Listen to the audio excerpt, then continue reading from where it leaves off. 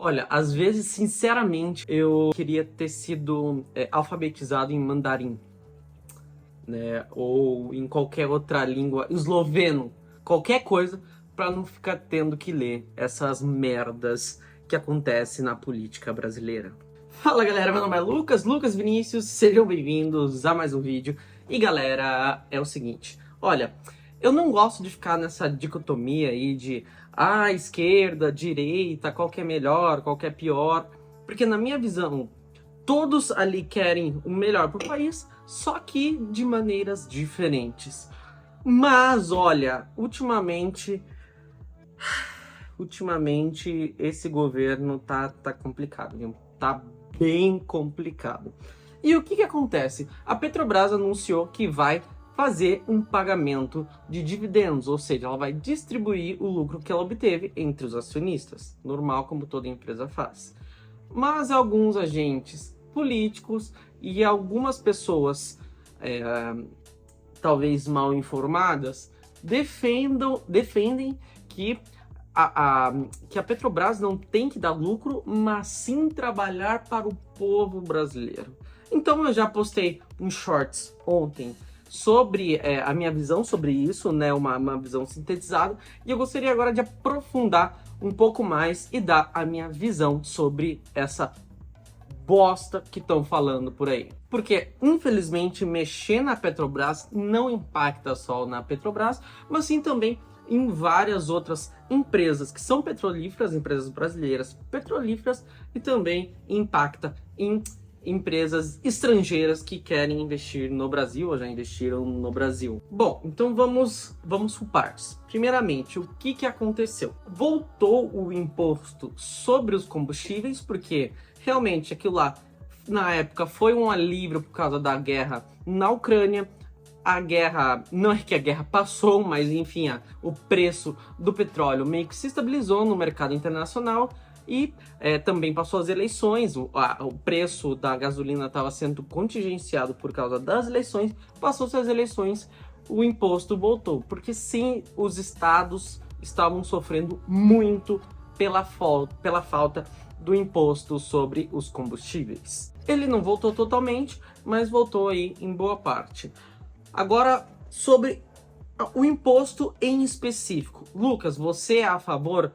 Sim, eu sou a favor da volta do imposto, porque foi uma medida paliativa, foi uma medida ali na época para que não tivesse um impacto tão alto no bolso do trabalhador e na inflação, como precisa desse imposto, como os estados precisam muito desse imposto. Sim, concordo com a volta dos impostos.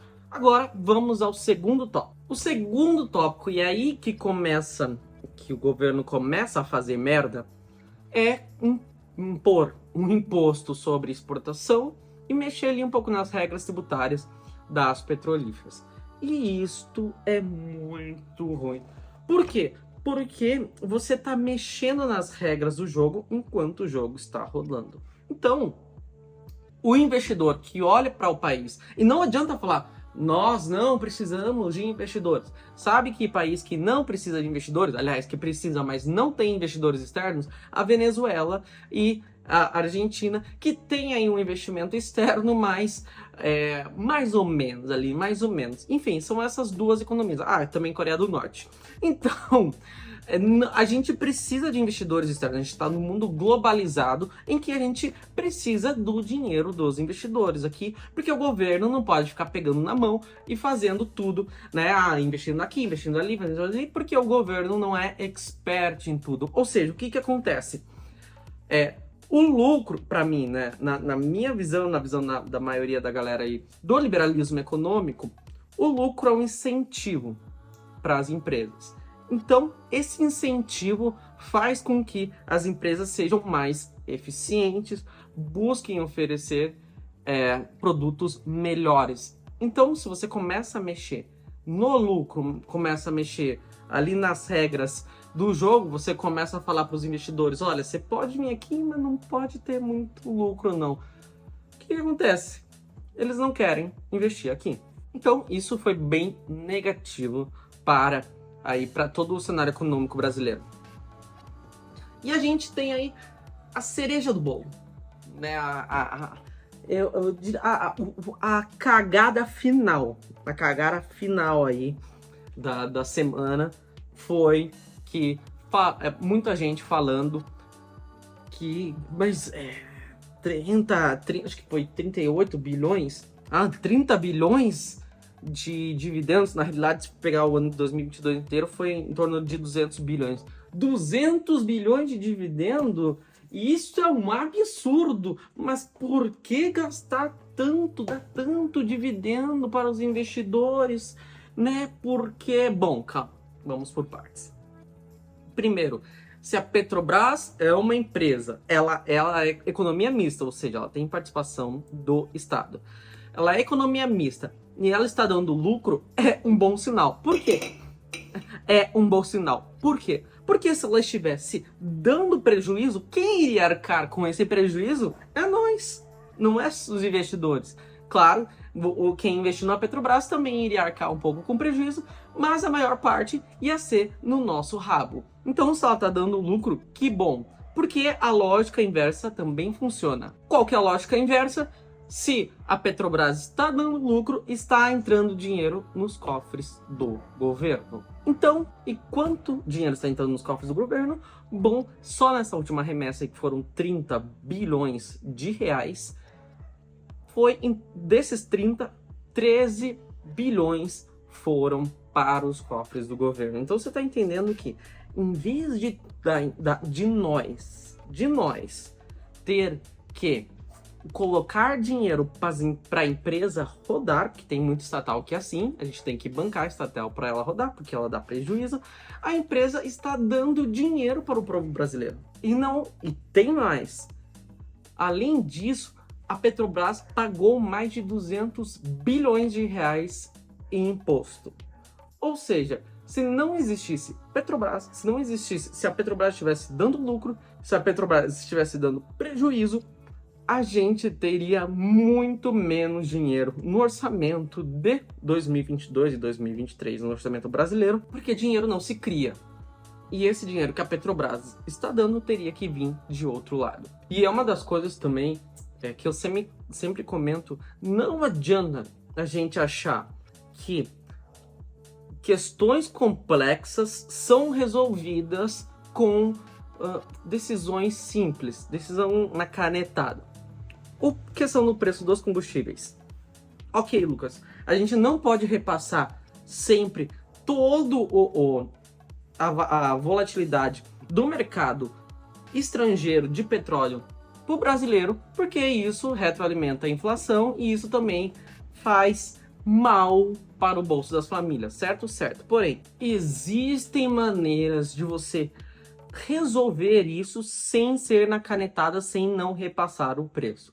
E qual que é, na minha visão, como resolve isso? Bom, primeiro, deixa da maneira que tá, deixa paridade com os preços internacionais, porque a gente não é uma bolha, tá bom, o Brasil é autossuficiente, tá, mas a gente não é uma bolha, a gente vive no mundo globalizado, então deixa a Petrobras trabalhar do jeito que ela achar melhor. Do lucro que a Petrobras tem, grande parte vai para o governo.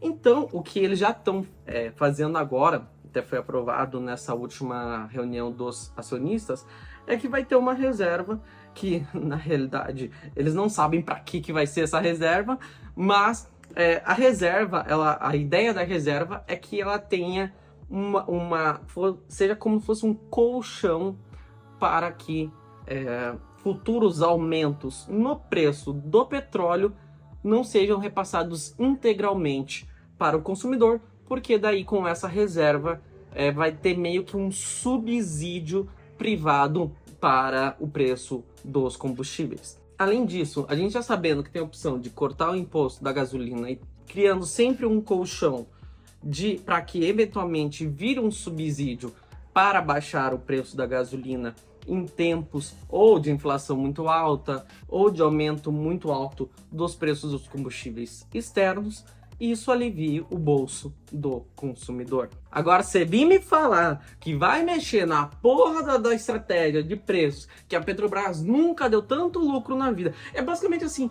porra, Mas tá bom demais esse negócio, hein? Porra, esse time que tá jogando, puta que pariu, tá ganhando de todo mundo. Ai, vamos colocar um cone no lugar de um pra ficar mais equilibrado, né? Cara, é muita burrice, mano. É muita burrice. Mas enfim, bom, esperamos que haja um lampejo, né, uma luz esclarecedora na cabeça dessas pessoas que são as tomadoras de decisões lá da Petrobras, principalmente do novo presidente, que já tá falando muita merda, e que não destruam a Petrobras. Então, se desde 2021 eu falo para não investir no mercado acionário brasileiro, e eu retifico isso, não invista no mercado acionário brasileiro. Mete o teu dinheiro em tesouro direto, CDB, qualquer coisa, mas não vai me colocar na bolsa brasileira, que meu senhor, é só para ficar passando sufoco. A bolsa americana ainda não tá muito boa para investimentos ainda, mas porque o pessoal ainda não sabe o quanto que vai, até onde vai a inflação, até onde vai o Fed, mas a bolsa americana, assim que a economia americana e o Fed começar a melhorar e o Fed começar a dar uma segurada na alta de juros, é assim uma opção muito melhor para investimentos. É isso aí, te vejo no próximo vídeo. Valeu!